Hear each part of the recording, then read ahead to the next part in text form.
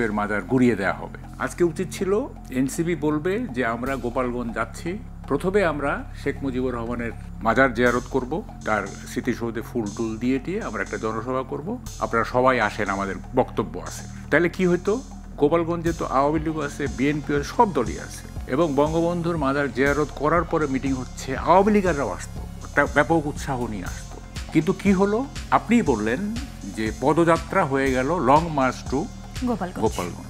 এবং আমি দু একটা পোস্ট দেখেছি, সেখানে বলা হয়েছে যে বুলডোজার দিয়ে শেখ মুজিবের মাজার গুড়িয়ে দেওয়া হবে। তাইলে এই যে মানে বুলডোজার দিয়ে গুড়িয়ে দেওয়া হবে, এইটা বলার লেখাটা বোধহয় ঠিক এভাবে ছিল যে গোপালগঞ্জে বুলডোজার কর্মসূচি হতে পারে। হ্যাঁ।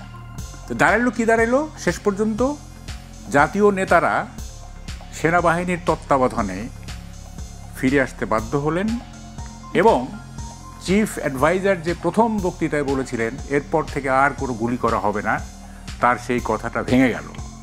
গুলি করা হলো এবং কেউ কেউ নাকি মারাও গেল। আমার কথাটা হচ্ছে ম্যাডাম, মানে কেন স্মৃতি মুছে ফেলতে হবে বঙ্গবন্ধু এবং জিয়া, কেন মুছে ফেলতে হবে? কিন্তু আজকে কি এই ধরনের কিছু করেছেন এনসিপি?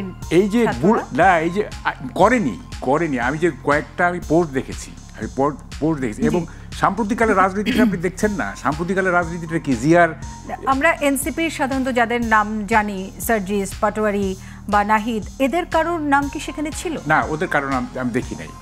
কিন্তু কারা করেছেন এটা যে বিশ্বাসযোগ্য বা নির্ভরযোগ্য কোনো সোর্স কি সেটা ছিল? সেইটার মানে বোঝাই যায় যে তারা এনসিপির সমর্থক অথবা এনসিপির সদস্য অথবা কর্মী, এটা বোঝাই যায়। হ্যাঁ, বা যেই করুক, বা আমরা এটা হোয়েভার ইজ, সেটা না, এটা তো করেছে, পোস্ট দিয়েছে তো। এবং সাম্প্রতিককালের রাজনীতিতে আমরা কি দেখছি যে এনসিপি একই সঙ্গে দুইটা বড় শক্তির সঙ্গে যুদ্ধে নেমেছে, আওয়ামী লীগ এবং বিএনপি। বাট এইটা তো কৌশলগত কারণেও তো এটা ঠিক না। আপনি তো ফাইট করতে একটাকে আগে শেষ করেন, তারপরে আপনি আরেকটাকে ধরেন, আপনি দুইটাকে একসঙ্গে ধরতেছেন, এবং ধরার পরে কি হচ্ছে, মানে সিচুয়েশন এমন হয়ে যাচ্ছে, এমন ভোলাটাইল হয়ে যাচ্ছে যে একেবারে অনিশ্চিত হয়ে যাচ্ছে মানে ভবিষ্যৎ। না, আমি যে কথাটা, এই কথাটা একটু বলা দরকার, এটা একটু অপ্রাসঙ্গিক হবে হয়তো, সেটা হচ্ছে মানে কেন জিয়া এবং বঙ্গবন্ধুর স্মৃতি মুছে ফেলতে চাচ্ছেন?